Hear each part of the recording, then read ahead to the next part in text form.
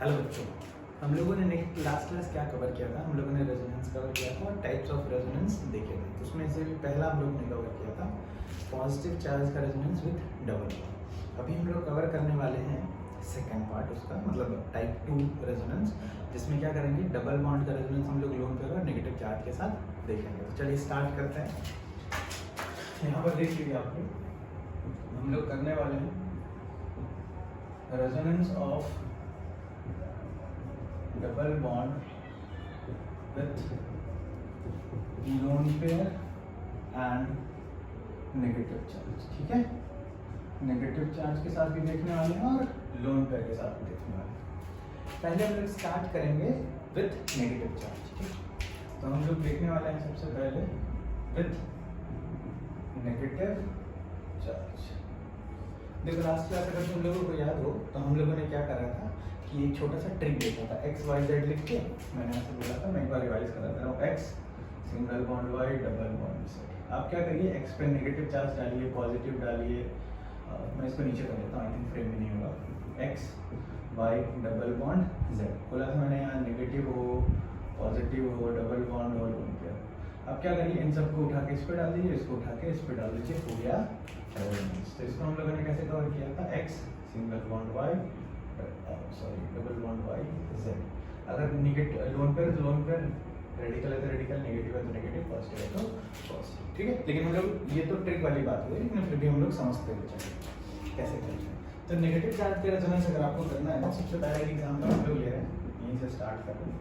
Example number 1, मान लीजिए हम लोगों ने एसिटिक एसिड का अनायन ले रखा है। ठीक है, चाहे तो आप यहाँ भी लगा लीजिए ट्रिक, एक्स वाई जेड, बस ये इधर और ये नेगेटिव चार्ज ऊपर की तरफ, CO माइनस डबल बॉन्ड। अब देखिए फिर से आप एक्स वाई जेड करिएगा तो ये स्ट्रक्चर बन जाएगा।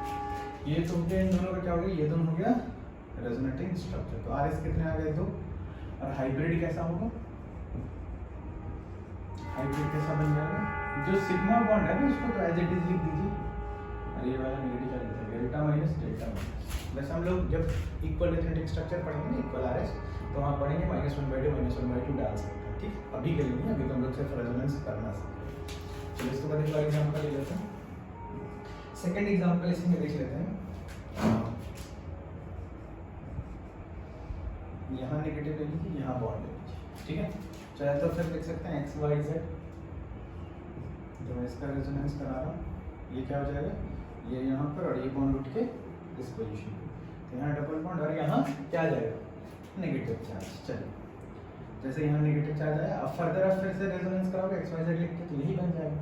तो फिर हम लोग क्या करने वाले हैं कि रेजोनेटिंग स्ट्रक्चर तो इसके हो गए 2, और रेजोनेंस हाइब्रिड कितना आ जाएगा, देखिए डेल्टा माइनस डेल्टा माइनस। ठीक है, वैसे ये भी इक्वल आर एस का केस है, पर वो आगे देखेंगे इक्वल आर एस क्या होगा। चलिए एग्जाम्पल नंबर 3 ले लो, एक आप ये ले लो, CO3 2 माइनस भी ले लेते हैं। ठीक है, स्ट्रक्चर क्या हो जाएगा इसका, double bond O with negative charge, O with negative charge. मैं ट्राई कर रहा हूँ कि ज़्यादा से ज़्यादा एग्जाम्पल आप लोगों को कम टाइम में बता पाऊँ। अब तो स्लो करके या फास्ट करके वीडियो देख सकते हैं। चलिए इसमें ये हो जाएगा, पहला बॉन्ड इधर, फिर इधर आप चाहो तो इसको एक्स वाई जेड लिख लीजिए और घुमा दीजिए, तो क्या बन जाएगा, O minus double bond O, और यहाँ पर O नेगेटिव। फिर क्या हो सकता है, फर्दर मान लीजिए इसने इलेक्ट्रॉन दिया तो ये बॉन्ड ऊपर, देखिए O minus double bond O है कि नहीं। अब देखो आप क्या करोगे, कहीं से भी अब रेजोनेंस कराओगे तो 3 ही कैनोनिकल बनने वाले हैं, या फिर रेजोनेटिंग स्ट्रक्चर। ठीक है, तो चेंज कुछ होना नहीं है। तो रेजोनेटिंग स्ट्रक्चर आपके कितने आ गए, 3, और फिर हाइब्रिड बनाओगे आप, उसको आप ऐसे बनाओगे, यहाँ पर delta minus delta minus delta minus. अब ये डेल्टा जो मैं चार्ज दे रहा हूँ, देखिए तीनों यहाँ पे 3 स्ट्रक्चर बनाए मैंने, पहले इस ऑप्शन को ऑब्जर्व कीजिए, यहाँ कोई चार्ज नहीं था, यहाँ एक बार चार्ज आया फिर चार्ज आया, तो चार्ज नहीं आया और कभी चार्ज आ रहा है। तो अगर हम लोग एवरेज लेंगे तो 1 यूनिट का चार्ज एवरेज नहीं बनेगा, एवरेज बनेगा 1 यूनिट से लेस, इसलिए जब भी 1 से कम बनता है, और ये तो नॉर्मल केस है। वैसे आप कभी भी जहाँ पर नेगेटिव ऐसे देख लो कि रेजोनेटिंग स्ट्रक्चर में किसी में चार्ज आ रहा है किसी में नहीं आ रहा है, तो उस पर डेल्टा लिखते हैं, और अगर पॉजिटिव हुआ तो डेल्टा प्लस, नेगेटिव हुआ तो डेल्टा माइनस। ठीक है, इस तरह से लेके चलेंगे। फिर चलिए फोर्स देख लेते हैं। एक मान लो आप CH2 विथ नेगेटिव चार्ज, ठीक है। ये बार बार पूछा जाता है, बहुत बार आएगा आपके पास। बेंजाइलिक अनायन, ये इधर तो ये इधर, फिर वही XYZ करके आप चाहें तो यहाँ से भी लिख सकते हैं double bond CH2 negative charge, ठीक है। फिर यहाँ देख लीजिए इधर यहाँ एक बॉन्ड आ जाएगा, फिर ये वाला बॉन्ड इधर शिफ्ट होगा तो ये पाई बॉन्ड उठ के नेगेटिव में कन्वर्ट हो जाएगा, और डबल बॉन्ड CH2 ये बॉन्ड इधर यहाँ नेगेटिव चार्ज, ठीक है। देन ये चार्ज इधर आएगा तो ये उठ के यहाँ चला जाएगा। अब देख लीजिए यहाँ नेगेटिव, यहाँ बॉन्ड, यहाँ डबल बॉन्ड CH2, देन फिर क्या होगा, ये बॉन्ड इधर और ये बॉन्ड ऊपर की तरफ शिफ्ट हो जाएगा, तो क्या बन जाएगा CH2 minus double bond single bond, ठीक है। तो यहाँ पर आप देखोगे, अब देखो कुछ लोग ये सोचेंगे सर ये और ये तो सेम हो गया, नहीं, इसमें पाई बॉन्ड का पोजीशन ना चेंज हो गया। अब आप देखिए यहाँ पर पाई बॉन्ड देखिए, यहाँ पर पाई बॉन्ड देखिए, तो कैनोनिकल कितने बन गए, 5, ठीक है। तो आप ऐसे लिख लीजिएगा कैनोनिकल ऐसे रेजोनेटिंग स्ट्रक्चर आपके 5 बन गए, ठीक है। और जो आपका हाइब्रिड होगा वो कैसे बनाओगे आप, CH2 जहाँ जहाँ इलेक्ट्रॉन घुमाया वहाँ dot, delta minus delta minus delta minus delta. तो एक चीज़ बहुत ध्यान रखिएगा आप ऑब्जर्व करो बहुत ध्यान से, ऑर्थो और पैरा पोजीशन पर ही नेगेटिव चार्ज आ रहा है ना। अच्छा, कुछ लोग ये पूछेंगे सर ऑर्थो पैरा क्या होता है, तो मैं क्या करते हैं, पर ऑर्थो पैरा फटाके बता दो। मान लीजिए बेंजीन, ठीक है, बेंजीन में ही ऑर्थो पैरा डिफाइन होता है, तो और कहीं आपसे जनरली पूछा नहीं जा रहा। यहाँ एक G ग्रुप लगा दीजिए, और ये जो G ग्रुप है ना, इसके जस्ट बगल वाला पोजीशन क्या कहा जाता है, ऑर्थो। इधर वाले को ऑर्थो कहते हैं, ठीक है, दोनों जस्ट बगल बगल वाला आइडेंटिकल है। और ये जो जस्ट इसके नीचे आ रहा है, ये वाला पोजीशन, ये वाला, इसको बोलते हैं मेटा पोजीशन, ठीक है। इसको आप मेटा लिख लीजिए कहीं कॉपी में, सर्कल करके, मतलब साइड में लिख के सर्कल कर लीजिए। और ये जो जस्ट इसके सामने होगा इसको बोलेंगे पैरा पोजीशन, ठीक है। अच्छा, इसमें डाउट आ जाता है लोगों को कि सर अगर 2 ग्रुप लगे हुए होंगे तो क्या होगा, कोई दिक्कत नहीं है। आप क्या करिए, इसको मान लीजिए G1, यहाँ पे एक G2 ग्रुप लगा। अच्छा, ये बेंजीन, अब देखो G2 के सामने ये वाला है ना, तो G2 का ये वाला ये जो होगा ना, ये पोजीशन, ये हो जाएगा ऑर्थो G2 का। और कोई पूछेगा G1 का ऑर्थो कौन सा है, मतलब G1 ग्रुप का, तो ये वाला इसका ऑर्थो पोजीशन। अगर किसी ने सॉरी पैरा पोजीशन, अगर किसी ने पूछा कि G2 का ऑर्थो कौन सा है, तो G2 का ये जो G2 है ना, इसका ऑर्थो ये होगा और ये होगा। एक ग्रुप के लिए जस्ट बगल वाला क्या हो जाएगा, ऑर्थो, और एकदम वर्टिकली डाउनवर्ड वाला कार्बन क्या हो जाएगा, पैरा, और बाकी जो दोनों बचे वो मेटा, ठीक है। तो इसको मैं हटा देता हूँ, इसके आगे कंटिन्यू। ये भी आप लोगों को पता ही है, इसको हटा। इसके बाद ये एग्जाम्पल नंबर 5 आप ये ले लीजिए ना, सबसे अच्छा ये यहाँ नेगेटिव, इसके कितने बनेंगे, पॉजिटिव वाले में भी हम लोगों ने इसको कवर किया था, यहाँ पर भी सिंपल वैसे ही कवर कर, इसके 3 रेजोनेटिंग स्ट्रक्चर बन जाएंगे। आप लोगों को मैंने तो XYZ लिख लीजिए, ठीक है, आंसर हो जाएगा। तो इसका हाइब्रिड कैसा बन जाएगा, ऐसे बना लीजिए और -1 चार्ज लिख लीजिए, ये हो गया हाइब्रिड। और 3 हो गया इसके यहाँ से यहाँ तक रेजोनेटिंग स्ट्रक्चर, इसके 3 बन, ठीक है। चलिए क्वेश्चन नंबर 6 पे आ जाइए।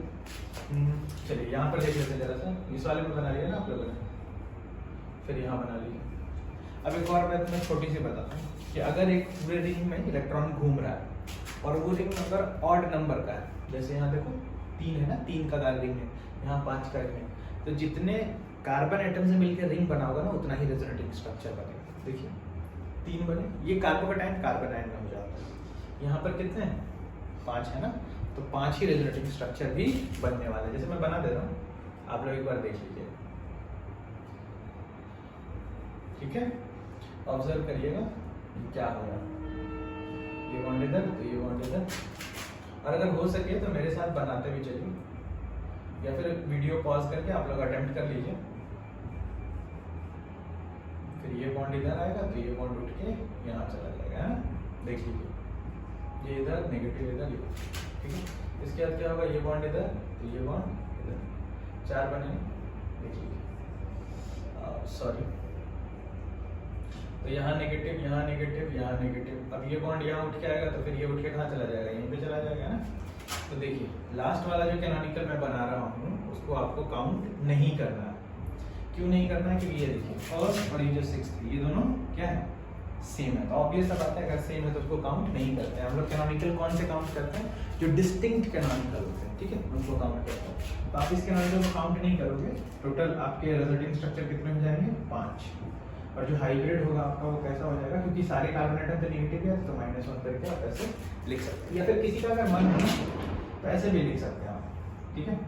ऐसे मान लीजिए ऐसे लिख दिया delta minus delta minus delta, wrong नहीं हो, समझ रहे हो? सारे चार्ज का जो सम होना है वो ये एक यूनिट से होना है। चलिए अब एग्जांपल नंबर 7 पे आ जाइए। बेंजीन में हम लोगों ने कर ही लिया था, एक फेनॉक्साइड में कर लेते हैं ना, फेनॉल का जो अनायन होता है उसको बोलते हैं फेनॉक्साइड। और ये आपको मिल जाएगा इसके क्वेश्चन, आपको फेनॉल चैप्टर जो है उसमें पूछे जाते हैं, एरोमेटिक कंपाउंड जो हम लोग पढ़ेंगे उसमें पूछे जाते हैं क्वेश्चन, ये फेनॉक्साइड और फेनॉल के बीच में ज़्यादा स्टेबल कौन है, एनसीईआरटी में भी दिया, तो इंपॉर्टेंट क्वेश्चन में से। हाँ लेकिन जेईई मेन के पॉइंट ऑफ व्यू से एडवांस के लिए कोई ऐसा कुछ बहुत इंपॉर्टेंट नहीं है, क्योंकि वहाँ पर ये क्वेश्चन नहीं पूछे जाएंगे। अदरवाइज नीट के लिए भी इम्पोर्टेंट,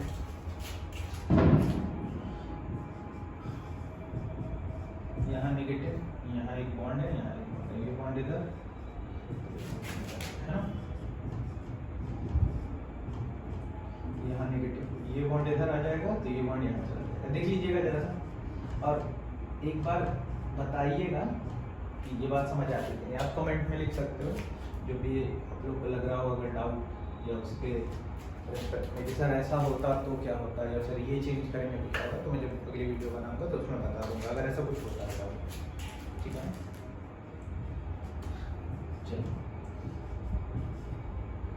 वो माइनस यहाँ पर यहाँ, ठीक है, देख लीजिए। अब ध्यान से देखिए, फिर से ये दोनों कैनोनिकल डिफरेंट है, देखने में सेम लगते हैं पर कैनोनिकल डिफरेंट है। क्यों? क्योंकि the position of pi bond in these two structures are different. अगर पाई बॉन्ड का पोजीशन अलग अलग है तो रिजल्टिंग स्ट्रक्चर भी अलग अलग ही होते हैं। चलिए तो यहाँ देख लीजिए कितने रिजल्टिंग स्ट्रक्चर आ गए आपके पास? 5। तो रिजल्टिंग स्ट्रक्चर तो हो गए 5, और साथ में आपका हाइब्रिड कैसा हो जाएगा? आप हाइब्रिड देख लीजिए, हाइब्रिड बहुत बेहतर है इसका, ठीक है। वैसे तो मतलब ये काफ़ी बार पूछा जाता है लोगों से। और यहाँ पर delta minus delta minus delta minus delta minus, मैं एक छोटी सी बात बताता हूँ, शायद हो सकता है कुछ लोगों को समझ में आना है, बस एक दिमाग में थोड़ी सी बात डाल लीजिए कि बाहर से इलेक्ट्रॉन आ रहा है ना बाय रेजोनेंस, तो कहाँ जाएगा? ऑर्थो और पैरा पोजीशन पे with respect to this group. अगर ये जो इलेक्ट्रॉन दे रहा है उसके रिस्पेक्ट में ऑर्थो और पैरा पे जाएगा, मेटा पर नहीं जाएगा, ठीक है। मतलब ऐसा भी हम लोग बोल सकते हैं कि the resonance effect is only applied at the position of ortho and para position, whether it is a electron withdrawing effect or electron donating effect। अभी हम लोग देखेंगे प्लस एंड माइनस में, वहाँ पर अच्छे से क्लियर करेंगे कौन खींच रहा है कौन दे रहा है। अभी तो हम लोग इलेक्ट्रॉन देने वाले सिस्टम ही ऑब्वियसली ऑब्जर्व करने वाले हैं। हाँ, इसके बाद आप ध्यान दीजिएगा जरा सा कि इसमें एक बात मैं बताना चाहता हूँ कि O माइनस अगर आप लोगों को याद हो ना, तो हम लोगों ने इंडक्टिव में पढ़ा था कि O माइनस प्लस M करता है, सॉरी प्लस I करता है। और यहाँ पर देखिए O माइनस क्या कर रहा है? इलेक्ट्रॉन दे रहा है, तो इलेक्ट्रॉन देना प्लस M होता है। हम लोग पढ़ लेंगे, मैं थोड़ा सा बता रहा हूँ। तो जो ये है ना O पे नेगेटिव चार्ज, ये आप एक छोटी सी बात सोचो, मेजम मतलब प्लस R, आप बोल दो कि रेजोनेंस में भी इलेक्ट्रॉन दे रहा है, ऐसा समझ लीजिए प्लस M या फिर प्लस R। अभी तो आप लोगों ने प्लस R नहीं देखा है, तो आप बोल दो कि पॉजिटिव रेजोनेंस भी कर रहा है। तो बहुत ध्यान से देखो, ये सिग्मा बॉन्ड के थ्रू इलेक्ट्रॉन दे रहा है by the effect of inductive, और रेजोनेंस से भी इलेक्ट्रॉन रिंग में दे रहा है। अब आप ध्यान सोचो कि oxygen is the second most electronegative element in the periodic table, fluorine के बाद उसी का नंबर आता है। लेकिन फिर भी आप ऑब्जर्व करो कि भाई इसकी इलेक्ट्रोनेगेटिविटी बहुत खतरनाक है कि नहीं? लेकिन फिर भी आप देखो ये इंडक्टिव से भी इलेक्ट्रॉन दे रहा है और रेजोनेंस से भी इलेक्ट्रॉन दे रहा है। ये कह रहा है भाई इलेक्ट्रॉन ले, है ना। ऐसा इसलिए हो पाया है क्योंकि इस पर इलेक्ट्रॉन डेंसिटी बढ़ गई। जब नेगेटिव चार्ज आया ना, आप बहुत ध्यान से ऑब्जर्व करोगे तो इसके ऊपर 3 लोन पेयर हो गया, तीनों लोन पेयर में रिपल्शन होना स्टार्ट हो गया। तो ये ट्राई करेगा कि भाई तुम जैसे भी इलेक्ट्रॉन ले सकते हो ले लो मेरे से, बस मेरे से इलेक्ट्रॉन डेंसिटी कम कर दो। क्योंकि चाहे आप कितने भी इलेक्ट्रॉन नेगेटिव हो, लेकिन जब नेगेटिव चार्ज आप पे आएगा ना तो आप अनस्टेबल हो ही जाओगे रिलेटिवली, क्योंकि सारे एटम कैसे रहना चाहते हैं? न्यूट्रल रहना चाहते हैं। और यहाँ पर देखिए न्यूट्रल थोड़ी है। चलो, तो यहाँ पर हम लोगों ने ये देख लिया ये वाला सिस्टम, और बस उसके बाद आगे बढ़ते हैं। एक छोटा सा क्वेश्चन, या फिर इस पे नहीं, अब वो नेगेटिव उसमें लोन पेयर वाले केस में कर लेंगे, ठीक है। चलिए तो जरा मैं इसको हटाता हूँ, आप लोग एक बार लिख लीजिएगा एकदम, ठीक है।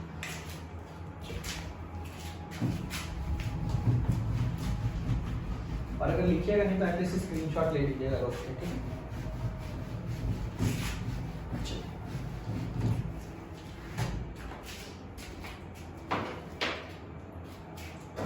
चलिए अब हम लोग देखने वाले हैं, ये तो हम लोगों ने नेगेटिव चार्ज कवर कर लिया, अब देखने वाले हैं लोन पेयर के साथ।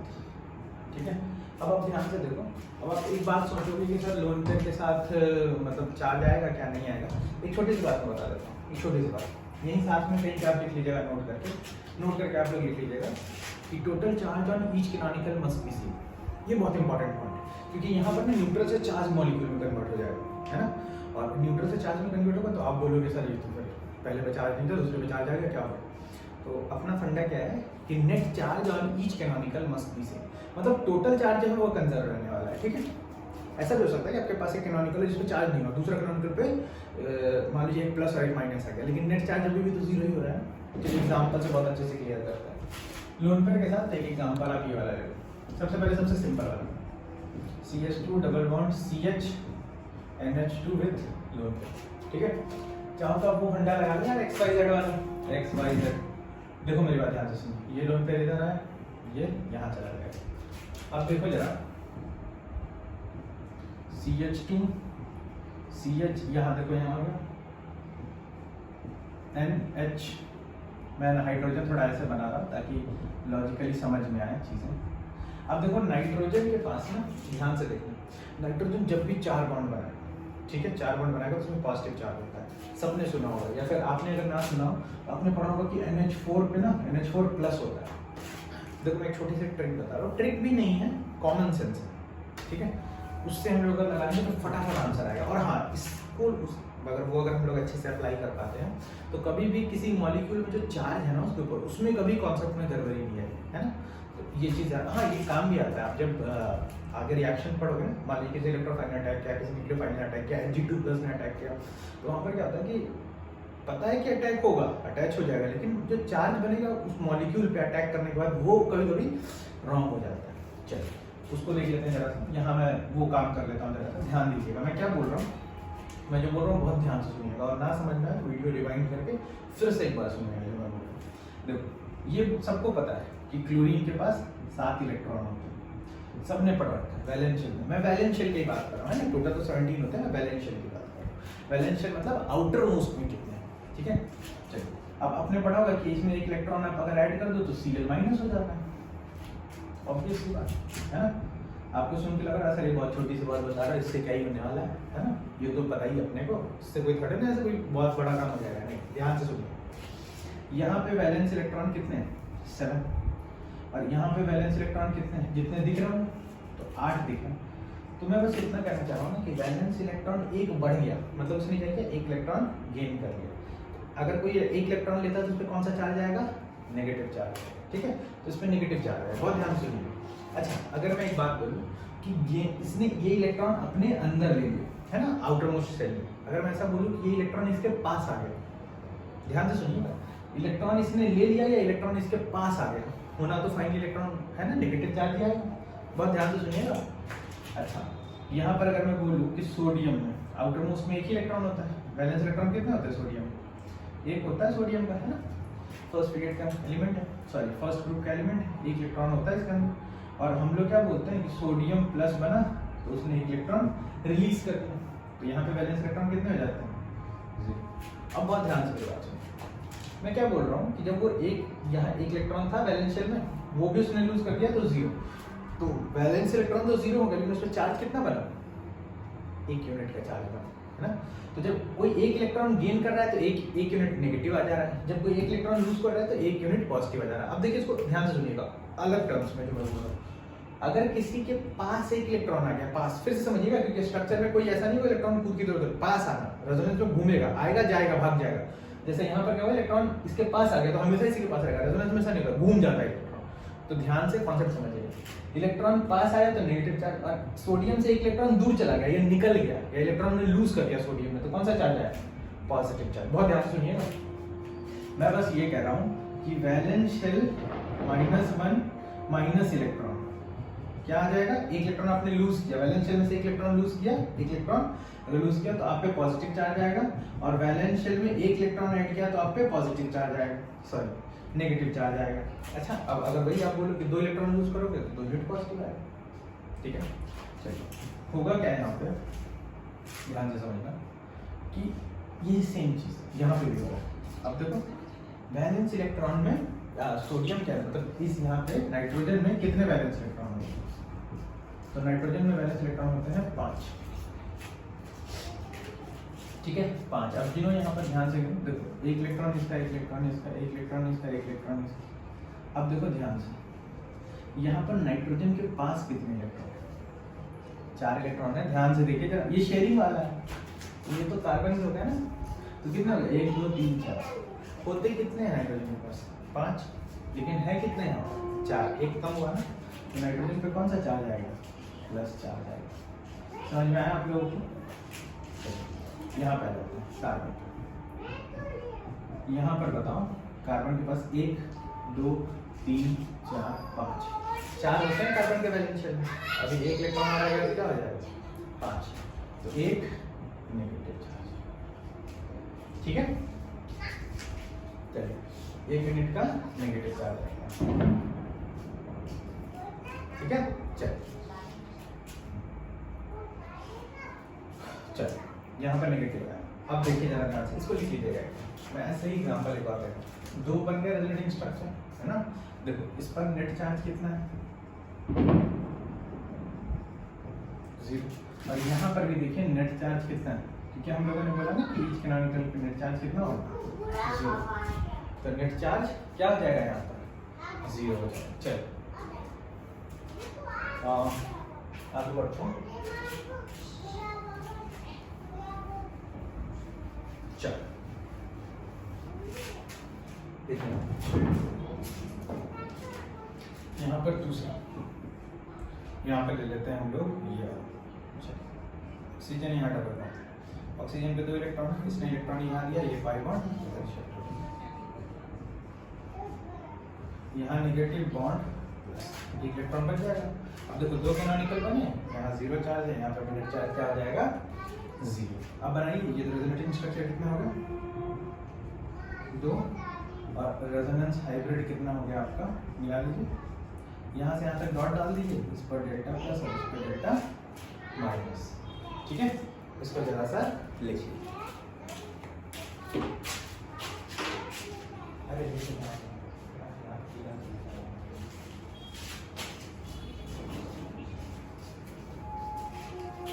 देखिए, इसके बाद क्या करेंगे हम लोग, यहाँ पे थर्ड मॉलिक्यूल अपने पास आ जाएगा। मान लीजिए छोटा सा एग्जांपल और लेते हैं, थोड़ा ऐसे वाला मॉलिक्यूल। यहाँ पर NH2 एक, ये इलेक्ट्रॉन इधर आया, ये पाई बॉन्ड इधर शिफ्ट हो गया, यहाँ नेगेटिव आ जाएगा, यहाँ बॉन्ड और यहाँ प्लस चार्ज। नेट चार्ज कितना है इस कैनोनिकल पे? 0 ही आ गया। अब उसके बाद तो आप लोग होते हैं नेगेटिव का रेजोनेंस करा, आज ही पढ़ा है ना नेगेटिव का रेजोनेंस कैसे कराते हैं। देखिए यहाँ आ जाएगा नेगेटिव चार्ज, ठीक है। तो कितने कैनोनिकल बन गए? 3। तो इसके रेजोनेटिंग स्ट्रक्चर कितने हो जाएंगे? 3, और हाइब्रिड कितना हो जाएगा अपने पास? देखिए यहाँ से यहाँ तक ऐसे दिखा दीजिए, यहाँ डेल्टा प्लस, और देखिए यहाँ माइनस आया तो यहाँ डेल्टा माइनस और यहाँ डेल्टा माइनस। ये हो गया आपका हाइब्रिड, ये हो गया आपके रेजोनेटिंग स्ट्रक्चर। चलिए इसको बिठा के आगे बढ़ते हैं और और सारे क्वेश्चन अटेंड करते हैं।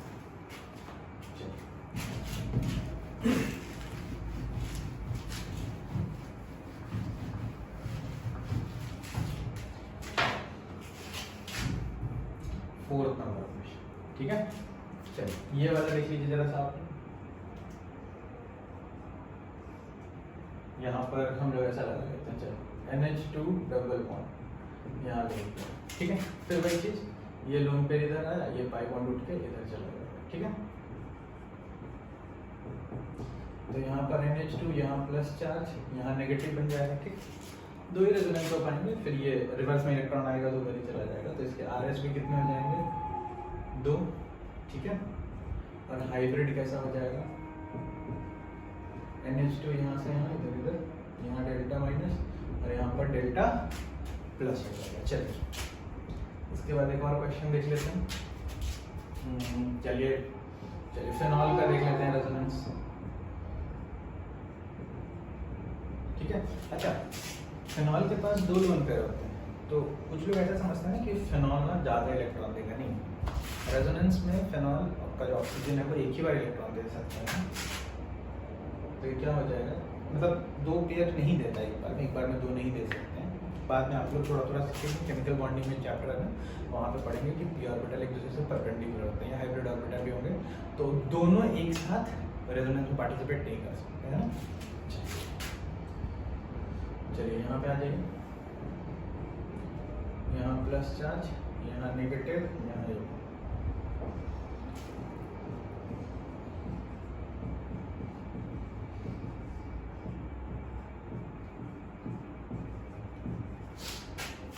यहाँ पे क्या हो जाएगा, इलेक्ट्रॉन इधर, ये इलेक्ट्रॉन, सॉरी यहाँ नेगेटिव डाल दीजिएगा, OH, यहाँ प्लस चार्ज, यहाँ बॉन्ड, ठीक है, ये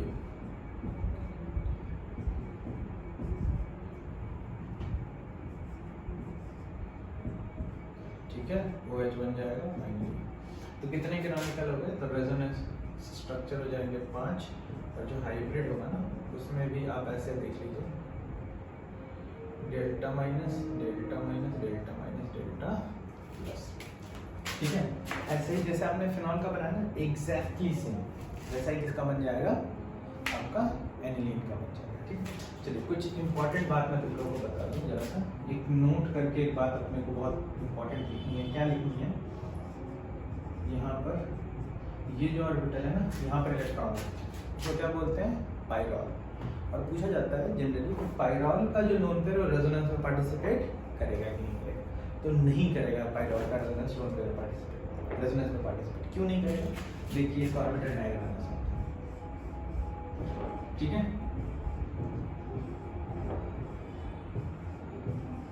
ध्यान दीजिएगा, ठीक है। ये देखो, ये नाइट्रोजन 3 पाई बॉन्ड, ये जो है ना ये 3 पाई, ये वैसे तो नीचे वाले पाई बॉन्ड भी ओवरलैप रहते हैं, पर मैं एक दिखा रहा हूँ, मतलब हाँ ओवरलैप होता है। तो होता क्या है कि रेजोनेंस करने के लिए इलेक्ट्रॉन को गोल गोल घूमना होता है, जैसे पटरी पे इलेक्ट्रॉन, सॉरी पटरी पे जब आपकी ट्रेन चलती है तो पटरी कैसा होना, सीधा होना चाहिए ना, एक पटरी इधर लगा दो, एक पटरी उधर, एक पटरी उधर, तो फाइनली क्या होगा, आपका ट्रेन नहीं चल पाएगा।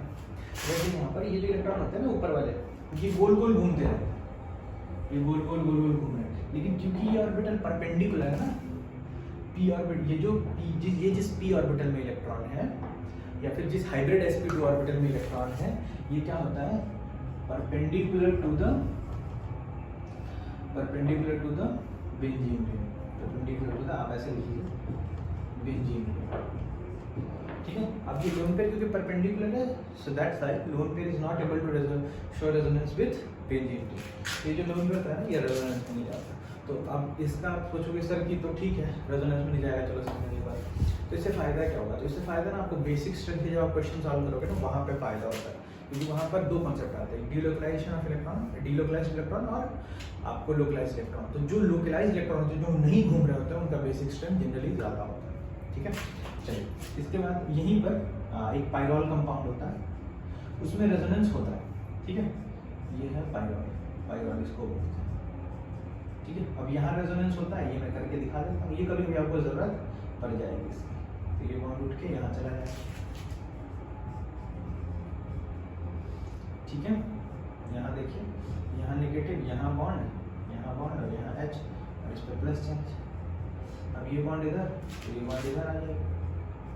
ये भी एक एग्जाम्पल की तरह ही आप देख लो, यहाँ बॉन्ड हो जाएगा, यहाँ नेगेटिव, यहाँ H, इस पर प्लस। अब ये लोन कर इधर आएगा तो ये उठ के इधर चला जाएगा। अब क्या होता है कि इधर लिख लो, पॉजिटिव नाइट्रोजन भी रहता है, आप इसको यहाँ ऐसे लिख लीजिए, ये ऐसे H बॉन्ड इधर, नेगेटिव इधर, ये इधर, ठीक है। अब ये बॉन्ड यहाँ आएगा तो ये बॉन्ड उठ के इधर, मैं यहाँ बना रहा हूँ, ठीक है, जगह नहीं है उधर, यहीं पे एडजस्ट कर देते हैं। ये बॉन्ड इधर, यहाँ नेगेटिव, ये बॉन्ड। अब नेक्स्ट में क्या होगा, ये बॉन्ड इधर आएगा तो ये उठ के यहाँ चला जाएगा, तो फाइनली क्या बन जाएगा आपका, यहाँ पे बन जाएगा। अब देखो फर्स्ट और लास्ट वाले को आप गिनोगे नहीं, ऑब्वियस है बात, क्योंकि अगर फर्स्ट और लास्ट वाले को आप गिनोगे तो दोनों तो सेम ही है, तो रेजोनेटिंग स्ट्रक्चर इसकी कितनी हो जाएगी, 5 बन जाएगी, 1 2 3 4 5। और हाइब्रिड कैसा हो जाएगा आपका, तो हाइब्रिड ऐसा हो जाएगा, देखिए नाइट्रोजन यहाँ पर घूमता हुआ यहाँ पर डेल्टा प्लस, तो बाकी हर कार्बन पर डेल्टा माइनस आ जाएगा। बाद में हम लोग सीखेंगे कि जो पायरोल रिंग होती है ना, इसके किस पोजीशन पर इलेक्ट्रोफाइल अटैक करता है, या फिर पिरिडीन पायरोल, ये पायरोल एक पिरिडीन है, दोनों में अटैक कहाँ होता है। तो ये जब एरोमेटिक कंपाउंड पढ़ेंगे तो अटैकिंग पोजीशन ऑफ इलेक्ट्रोफाइल पढ़ेंगे इन सिस्टम पे, इस पे एंथ्रासीन पे, फिनोल्फथलीन पे, ठीक है। फिर बीटा नेप्थॉल, ये भी सारे कंपाउंड हैं, इनको भी अटैक पढ़ना, क्योंकि बीटा नेप्थॉल पे आपको बहुत सारे रिएक्शन पढ़ना है, तो वहाँ माइंड का टेस्ट होता है। तो ये सारे हो गए अपने लोन पेयर के और नेगेटिव चार्ज के। अगर जो लास्ट वीडियो में आपने पार्ट 1 देखा रेजोनेंस का और ये पार्ट 2 समझ में आ जाता है, तो इसके बाद एक छोटा सा वीडियो बनेगा जिसमें बाकी बचे हुए चारों रेजोनेंस फटाफट कवर हो जाएंगे, तो उसमें ज़्यादा इशू नहीं होता है। मेनली आपको यही समझना पड़ता है और इसको अच्छे से समझिए, और नेक्स्ट वीडियो में इसके आगे कंटिन्यू करेंगे और इस टॉपिक को निपटा देंगे, ठीक है। मतलब रेजोनेंस, टाइप्स ऑफ रेजोनेंस, फिर तो आपका रेजोनेटिंग स्ट्रक्चर होता है, रेजोनेंस एनर्जी होगा, ठीक है। तो नेक्स्ट क्लास में इसको खत्म करेंगे, ठीक है, चलिए।